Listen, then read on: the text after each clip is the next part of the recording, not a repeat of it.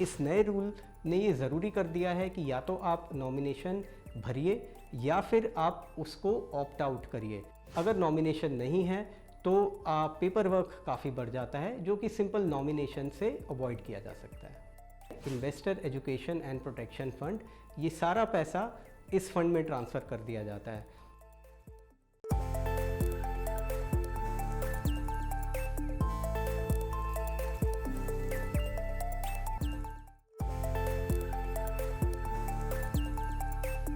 देखिए, अगर कोई म्यूचुअल फंड हाउस या इंश्योरेंस कंपनी या कोई बैंक आपके एक निवेशक के अकाउंट में पैसा ट्रांसफ़र करने की कोशिश कर रहे हैं, लेकिन वो नहीं कर पा रहे हैं क्योंकि बैंक अकाउंट डिटेल्स गलत हैं, और वो निवेशक से बात भी नहीं कर पा रहे हैं, उसकी कॉन्टैक्ट डिटेल्स भी गलत हैं, और अगर ऐसा कई साल तक ये पैसा पड़ा रह जाता है और कोई निवेशक इसको क्लेम नहीं करता है, तो इसे अनक्लेम्ड इन्वेस्टर मनी टैग कर दिया जाता है।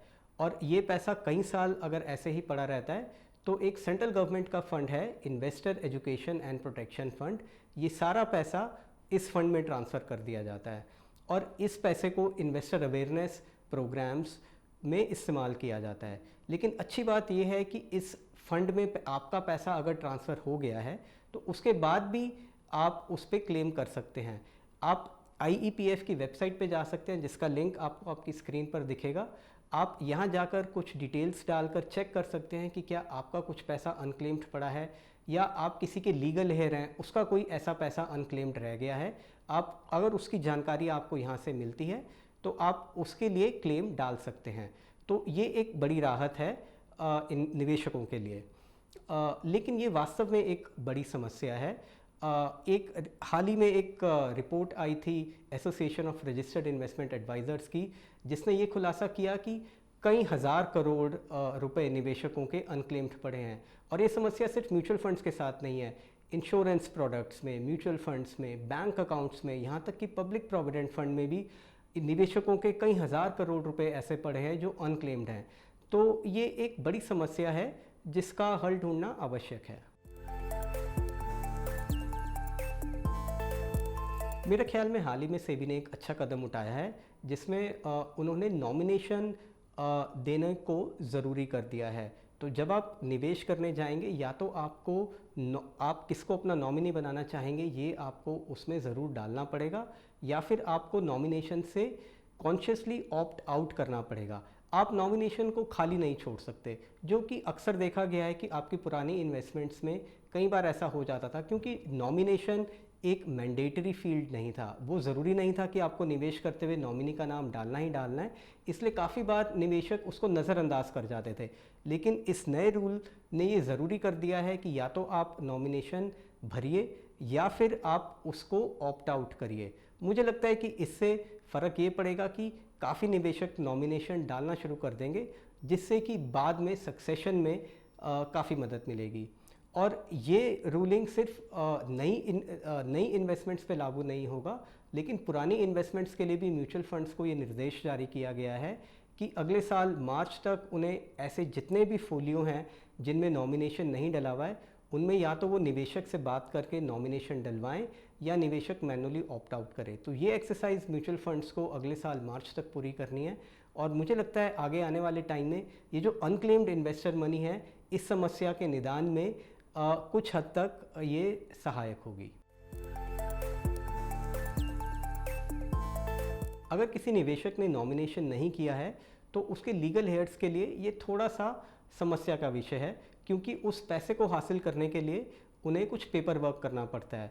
अगर ये इन्वेस्टमेंट 2 लाख रुपए तक की है, जो कि एक लीगल हेयर क्लेम करना चाह रहे हैं, तो उसके लिए उन्हें एक ट्रांसमिशन फॉर्म भरना होता है, जो कि फ़ंड कंपनीज़ की आमतौर पर वेबसाइट पे मिल जाता है। उन्हें कुछ KYC के डॉक्यूमेंट साथ में फ़ाइल करने होते हैं।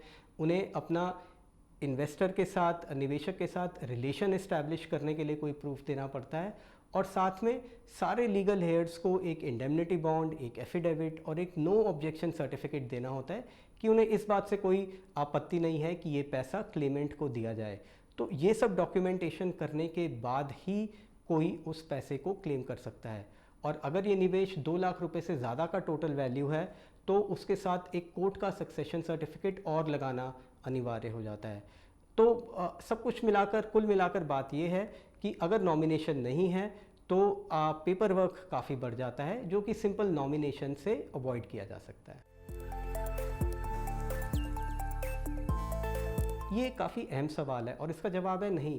सिर्फ नॉमिनेशन एक नॉमिनी को लीगली उत्तराधिकारी नहीं बना देती, वो लीगल हेयर नहीं बन जाते हैं, वो सिर्फ एक कस्टोडियन रहते हैं उस पैसे के, और उनसे ये एक्सपेक्टेशन होती है कि वो पैसा उनके पास आएगा और फिर आगे जो लीगल उत्तराधिकारी हैं वो ये पैसा वो उनको ट्रांसफ़र कर पाएंगे।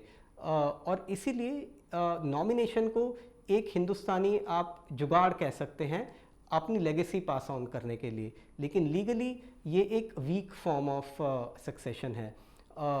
मसलन आप एक उदाहरण के तौर पे अगर किसी निवेशक के 3 बच्चे हैं और वो नॉमिनेशन में किसी एक का ही नाम डालते हैं, तो बाकी 2 उसको कॉन्टेस्ट कर सकते हैं आगे जाकर वो पैसा हासिल करने के लिए। तो नॉमिनेशन आपको उत्तराधिकारी नहीं बना देती, ये बात ध्यान में रखना ज़रूरी है।